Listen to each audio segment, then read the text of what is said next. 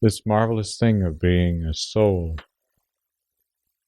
Somehow I heard a song on a radio station about something like, when my soul is attuned with you, God, or when you've made my soul able to attune with you, then we're going to have this marvelous time, this great eternal existence. And the fundamental point of yoga is this most magnificent concept, this most marvelous reality as far as I'm concerned. The soul is God, expressing through form in time and space. The soul is God Himself, taking on an expression. And over the ages, that expression, that human being, refines mind and body to the point where mind reflects soul and can see it in others, and where the body acts in tune with that perfect soul. What I really like about Patanjali is he does not say we have to attain the soul. We realize it.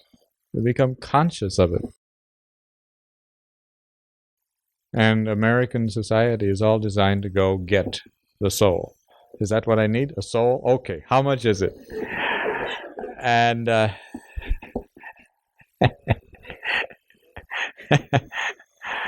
we say, sorry, they're not for sale.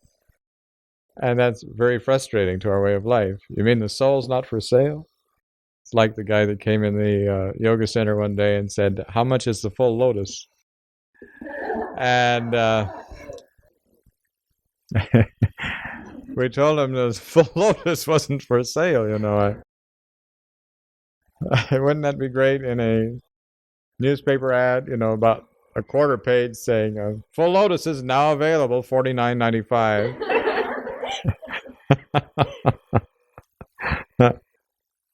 Well, the soul makes this incredible journey called human life. This incredible, magnificent journey toward complete reflection and expression of one's individual divinity.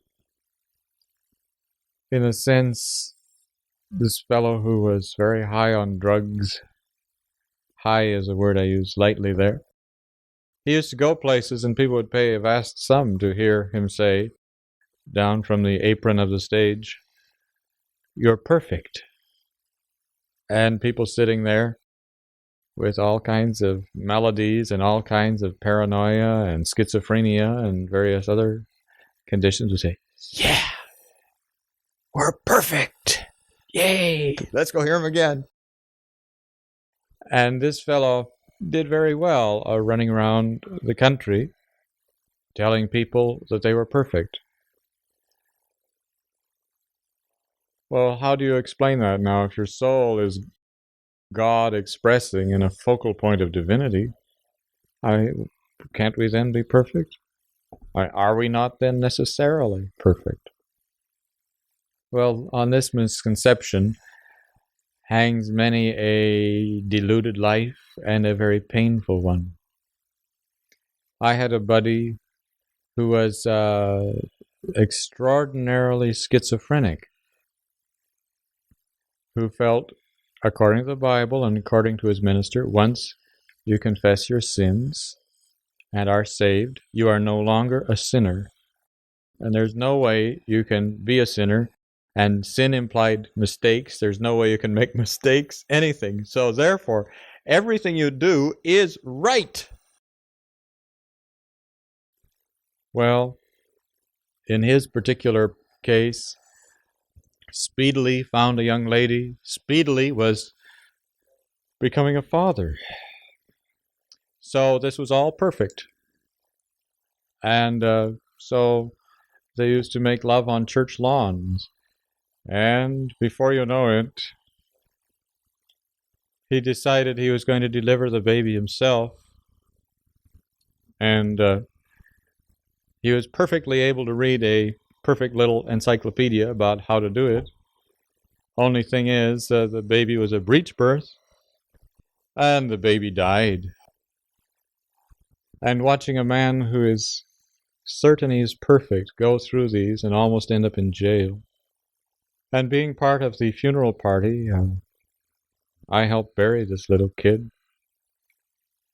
all because of a man's presupposition of his perfection, and that it was just right and proper for this dear little girl to die. It was all part of God's perfection.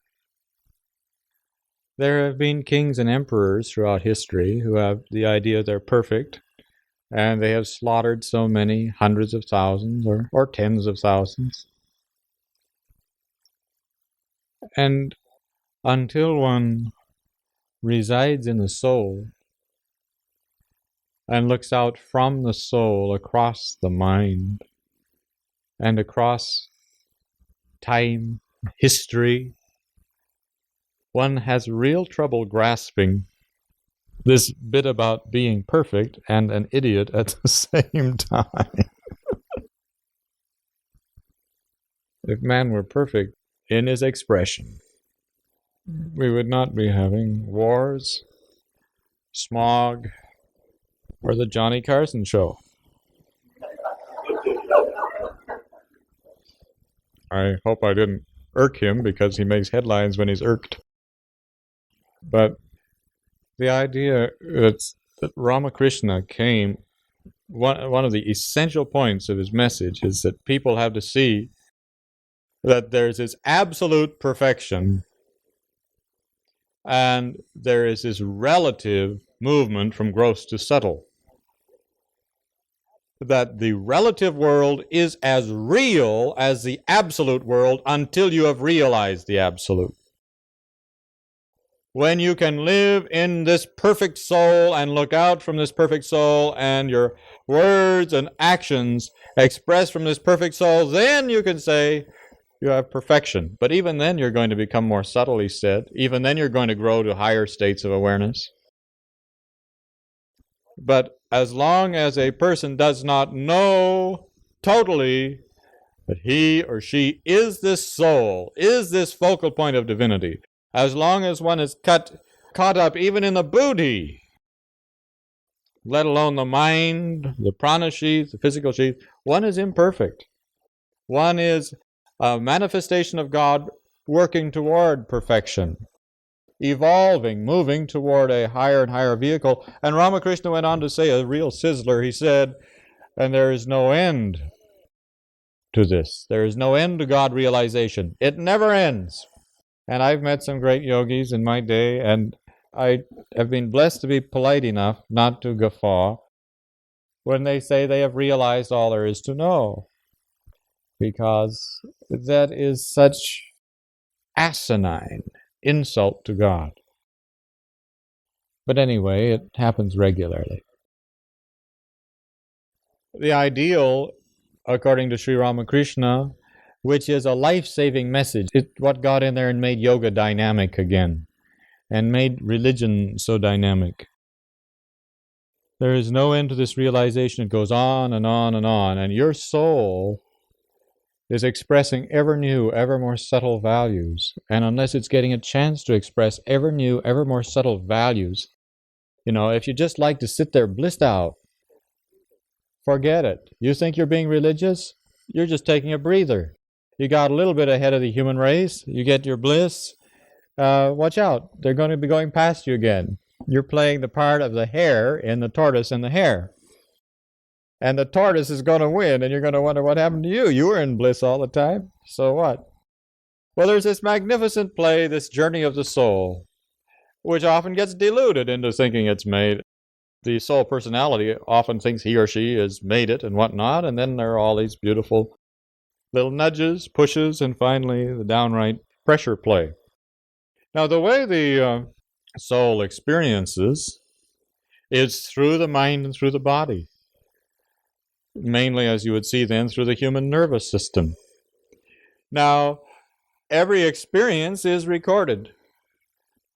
especially what we think deeply and feel deeply, it is made to cut little memories or little pathways in the nervous system, and these particular flows or these particular little canals dictate the way the energy, the consciousness, the flow of this inner electricity called prana, the way it's going to flow in this life and future lives.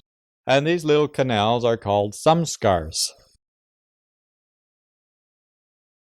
And if you want to know how to use the word samskars, as I tell the beginners, just say, I have some scars. That's how you have some deep grooves. I have some scars. And the prana plays where these little canals are most pronounced.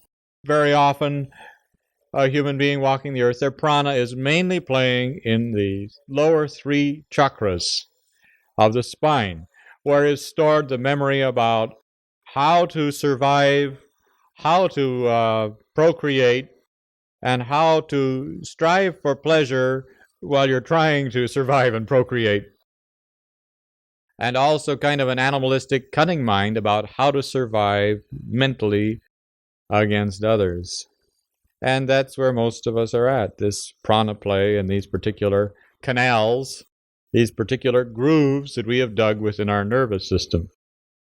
So there's this effulgent divine soul, this pure light, lifetime after lifetime, hopefully, getting finer and finer samskars, finer and finer routings through which this energy can play. Instead of playing on a selfish level, bit by bit, this light, this divine effulgence, this divine energy is enabled to move through more and more subtle centers of our being till finally we become interested in doing selfless things instead of selfish things. And as Vivekananda said, when the person starts being more interested in giving than taking, then he or she is a human being. Until then, they've been maybe a nice, maybe a not so nice animal. But just to have a human being's body is nothing if one is not arrived at the stage of consciousness where one is more concerned about giving than receiving. And at that point, then the human species is expressing through one.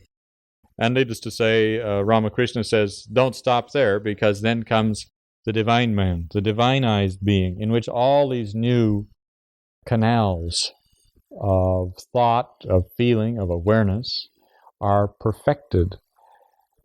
Of course, they can always get better. Well, the thing that Patanjali and others observe is, as far as walking the earth, we're going to stay the same unconscious, animalistic people for many, many, many lifetimes unless there is an exciting cause. If you want to have a new canal along which this conscious river plays, then you have to become more conscious. Becoming more conscious makes a different samskar. When you become more conscious, and that's what yoga is all about.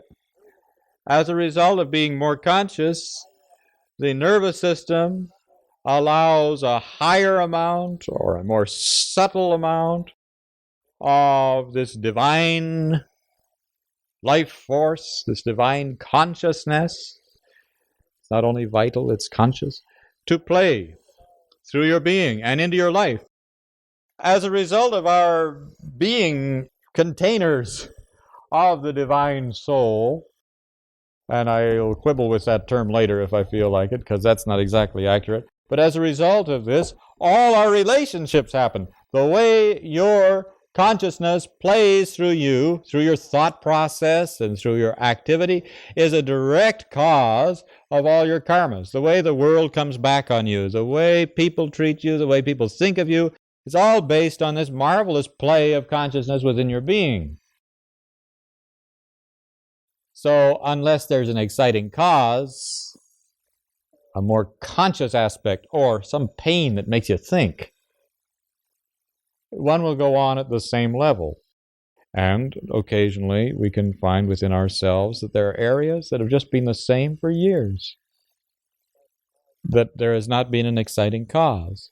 And an exciting cause can be something like a new thought, or an affirmation meditatively placed within our being, and suddenly comes out. Suddenly it expresses. This mechanical part of our being that just acts and thinks the same way all the time, or that doesn't enable us to progress. This part of our being that almost says, well, I'm all right, or I'm perfect, I don't need to do this or that. Or this part that says, I'm imperfect, I cannot change, or why change? Everybody else is worse off than I am, or whatever. This is the subconscious part of our awareness. And there is no true enlightenment unless all of these subconscious memory banks, all these canals through which prana flows, are changed. Unless you are consciously or by divine grace changing these canals over so that there can be a divine effulgence through every thought and every act, unless that's happening, one is really not making progress in yoga. But how to do it? It's like Sister Gyanamata said after years and years of being a nun with her great guru, Paramahansa Yogananda. She says, I have learned over the years, it's not how much light you see around a person in meditation. It's the way they act in the kitchen, or it's the way they act here and there in their daily life. That's the clue. And this is a commentary on all of us, because there's this most marvelous thing called the superconscious state, where the soul gets a chance to shine through the mind. And it's so marvelous there. But it shines mainly through the wide awake, more conscious mind, and it very often does not shine down into that basement of memories, that subconscious part of our being, which is the main influence on our behavior, the main influence on our karmas, the main influence on our future. And it's hard to note this, but if you've been a Raja Yogi or a Kriya Yogi or whatever for some time or before, you notice an interesting thing in yourself or perhaps in others, that you can get so good at getting super conscious that you can be there a lot of the time, but you can still have these big fluctuations in terms of the way you feel about yourself and feel about life. That you seem to be able to affect maybe part of your subconscious mind, but as far as the main nitty-gritty of life, the main thoughts and deep underlying feelings, they're not changed. And I've noticed in studying with thousands of Raja and Jnana yogis that superconscious state ideally goes into the subconscious and cleans it out and transforms it. But this is hardly ever the case, and I can't think of one where the subconscious mind is transformed. I see changes, improvements, but I haven't seen one in my life. And this was kind of amazing to me because people are making a mistake. Ramakrishna said that the subconscious must be rooted out, must be divinized. No matter how high the mind flies, it's got to be changed in order to be free of the pull of delusion or whatever. Ramakrishna was always saying these things like, the eagle soars so high. What's it looking for? A bit of filth down there, way down there on the ground that it can eat. A little corpse or a little mouse or whatever. It can just... And this is so often the case of a yogi. He can, through various techniques, soar in the blue. But what's he thinking? How to get a better job. How to fix somebody's wagon sedately with yogic dignity. And so it's a fascinating thing that the Raja Yogi and the Jnana Yogi and very often the Bhakta learn, and by God's grace they can really fly. But their mind is on the filth on the ground. What happens, it's kind of like the people who enter the superconscious state very often are able to make a hole down into the subconscious mind directly below where they're at and help that area. But as far as going down into this basement of the subconscious mind and just saying, oh yeah, and cleaning it up and sweeping it up, and thereby liberating vast amounts of prana, liberating so much suppressed energy, and being just transformed by it. Instead of that experience, what happens is this partial, unreliable saintliness in which one is a Jekyll one day and a Hyde another. There is this slight, occasional improvement of the subconscious, but since the whole emphasis is on the superconscious, without a cleansing of the subconscious, it's kind of like having one room in your house really clean and neat, and the rest is smelling from the rot.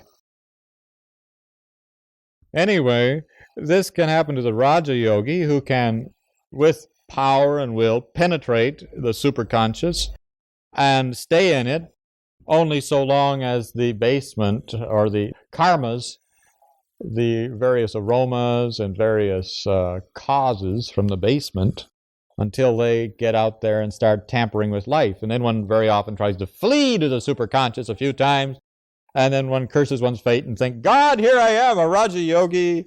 What are you trying to do to me? And then one is told, well, it's your karma. Yeah, but why? I'm doing yoga. I'm changing my karma around. What's wrong with me?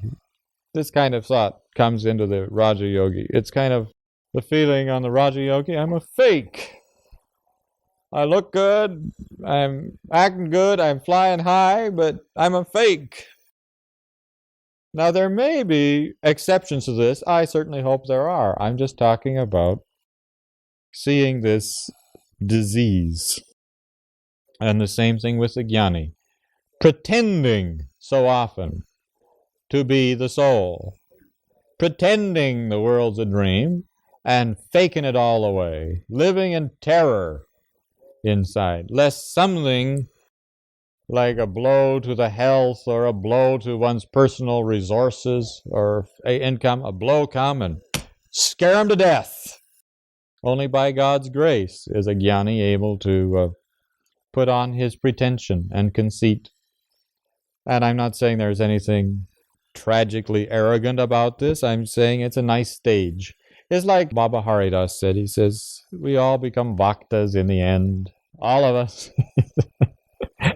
But you take a bhakta. The bhakta very often loves the Ishta so much, and this is what I see so much. Loves the Ishta so much, there are beautiful, rapturous times with the Ishta. But until the subconscious mind is allowed to have that love and that light within its frame of reference, within its basement, until the love of the bhakta goes downstairs hand in hand with the Lord and cleans things up, that bhakta is going to fall again and again and again. It'll be God on Sunday with the Monday blues. The bhakta is a sentimentalist. He's not divinized. Just to go into the superconscious, okay, have a nice rapturous time, wonderful. But unless the subconscious is cleaned up, then there's still these rotten karmas, and you wonder, how could God treat a nice little bhakta like me so badly, so devastatingly?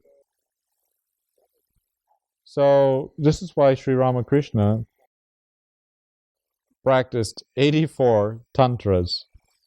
You must allow the Shakti, for example, if you're a devotee of Ramakrishna, you must allow the Shakti to play in you and go into the subconscious and clean it up.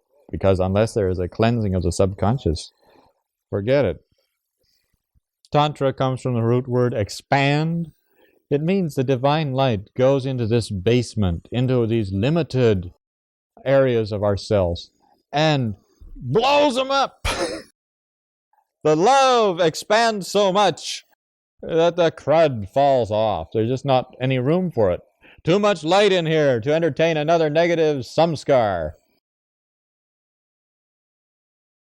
Well, a lot of people use Tantra as a way of doing sex or drinking.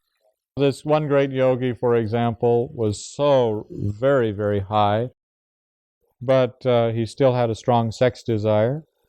After years and years of, he wasn't a Tantra yogi, after years and years of doing yoga, he still had a desire. And what happened was, rather than face it, he ignored it. So one really rainy, stormy night, he was living outside this graveyard in a little hut.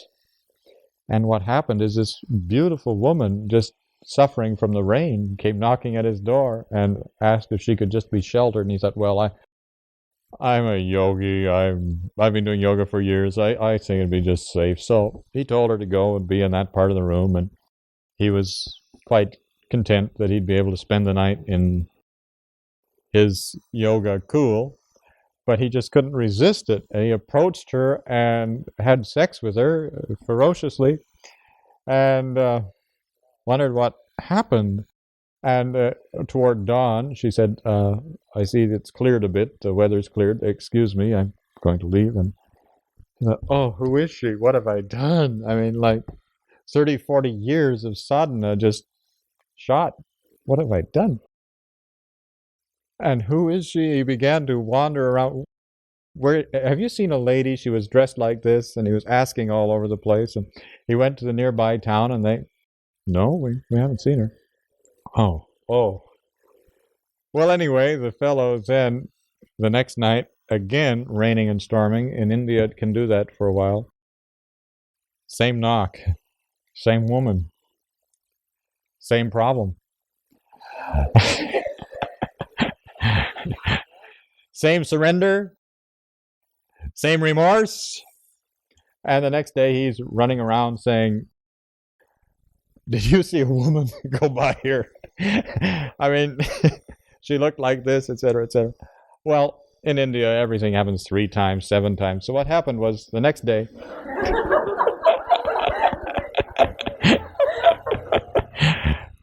3 times. What happens is very same event. And he can't figure out why he's such putty in her hands, why he just cannot just maintain himself. He just can't figure it out. And so after doing deep, remorseful, perplexed puja, the Divine Mother came and said, my son, that was me. I had to take form to deal with a strong, strong, deep desire that you have been harboring for years without facing. That was me. And she also told him, like, that was about all he got in his lifetime. Since he did not deal with his desires, since his main focus of thought had been this suppression rather than this divinization, that as a result of 40 years, he'd had this marvelous experience. The Divine Mother took form, blessed him with what he found to be his most powerful yearning. And that's what he got in his lifetime. Wow. The average person has too strong well, we'll use the word sensory band, because in modern psychology, I think they still use the word sensory band. We are so busy saying, I don't think that way. No, I'm not that cruddy. I don't feel that way. No, not me. And so what happens is we just throw everything in the basement, and then we lean against the door so that nothing can come out. And that's the sensory band. Anyway, with some wine, you relax the sensory band. The way people get gooey at parties, that's the way you get in your private little wine puja. And so you begin to drink this, and it goes down in the subconscious, and just before blathering idiot, just that stage before, comes this, yeah, I feel this way and this way and this way and all of this stuff. You drink, and you get just about drunk. And then there's this influx from the subconscious mind. It's not, you can't suppress it anymore. There it is, just rolling out. He says, then you feel such freedom from ventilating the subconscious that you associate that freedom with the alcohol. And you get so you don't want to meditate, you don't want to do anything except sit there, drink, and ventilate. And because generally you do not meditate and become more conscious, and because of the joy of this intoxication, you become an addict. And as a result, you get much more subconscious karma than you've ever had. You create more in this stupor, and you end up with much, much loss. It's the same thing with marijuana. People puff, and they begin to feel this flow of the subconscious, and they can kind of see it from a different intoxicated light. And then they think, in order to have this, in order to get spiritually high, I can't do it the other ways. I've got to do it with marijuana. And so we then have a marijuana addict. It just doesn't work. Ventilating the subconscious mind with liquor or marijuana has never worked and never will. What is the best way? Chanting in the rapture of God's name is the best. You get God's name going. You chant it, you get this very mellow feeling. If you can't get this mellow feeling, chant it more. As a result of just chanting it and making it a regular thing, it begins to flow, it's creating its own samskars, and it's ventilating other samskars. Chanting God's name over and over again and getting this mellow joy, this intoxication of God's name, then all of these things will float up. And you can just keep chanting God's name, and they'll be dissolved, destroyed, burnt out. And he says there's another way for beginners who want to ventilate the subconscious mind, which is writing God's name, that he highly recommends. He says if a person has trouble getting intoxicated chanting God's name, if you can't get intoxicated, this mellow glow, this mellow deep joy, then start by taking a pencil and a piece of paper and just writing the name of the Ishta or the name God or whatever goddess you just write it over and over and over again. Now the advantage to writing God's name is that it works the various aspects of our being. It works the feeling nature. You have to have feeling in order to do it. It involves feeling, all the proportions of all the letters, all the movement of the pen or the pencil. It involves thinking and feeling. It involves the senses. Your sight has to be involved in order to get those letters fairly accurate. And various other aspects of your being are so worked that the subconscious gets charned, he says. Charned. Churned is the word. And while it's being charned, one releases the suppressed, those things that have been stashed there for ages, and the repressed, those things you see you don't want, you stick them back in. So it frees those. And while you're writing, you're impressing new canals, new samskars. So, new cells, new samskars, and a chance for the soul to start directing the mind. For the mind to consciously allow the soul to direct it. You see, the soul knows everything. It's perfect consciousness. It gets this opportunity. I thought you might like to try doing this particular practice and see to what extent it ventilates the subconscious. You're getting in this mellow joy, and the thought comes up of some fear you've had or some deep resentment you've had. Just keep chanting. And what happens is you realize where that came from. It came from a past life quite often, or it came from a previous incident. And what happens, you just keep chanting, it just comes out, rounds itself off, and goes away. Just keep chanting, you'll get to the very root of it, and it'll go. In other words, when you're chanting, don't say to these feelings and thoughts, go away. Say, oh Lord, I love you so. Bless me, love me. Help me through this kind of thing. And the Lord will just release it. Now, there are times when you have every right to say, go away, I'm busy, I got a deep thing I want to get into here. That's all right. But ventilation, like at least twice a week, meditation that ventilates at least twice a week is really good. And I find that if you just do your regular meditation, you're getting deep into your sadhana, then there's a period of ventilation every time, and then there's a period of continuation.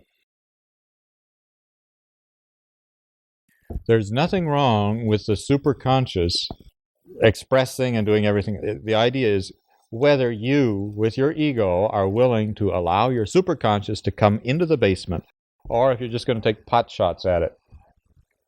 There's nothing wrong with the superconscious. That's our natural state. What happens is the subconscious becomes superconscious when it's clear. It's like the whole house is clean instead of just a convenient room. The superconscious life, we are all called to have a superconscious life. That's the life of the soul, directing the mind and the body. That's great. But to just get a bit of the superconscious, cling on to that, and ignore doing something with it, or allowing it to move into the subconscious mind and clean it up, that's a problem. One Swami I know was saying that suppose in a lifetime you were murdered by various people, or, in various lifetimes you were murdered. He says, what happens? You go back there and you fight those battles again. You find that God provides you a vehicle and a situation in which those battles are fought while you're just sitting there in meditation. The consciousness must change. You don't have to go through all of the world of time and space. Well, you do, but it's in a more subtle plane. You get time and space in a yogic way, in a meditative way. All right. So, what I suggest we do for a period of quiet time is pray to the Lord. Dear Lord, bless me not to be an eagle flying high and studying the filth. Bless me to be open during this next several months and beyond to a cleansing of my subconscious mind. And perhaps you'd like to feel that you're offering your subconscious mind lovingly to God's light and to the divine light of your soul.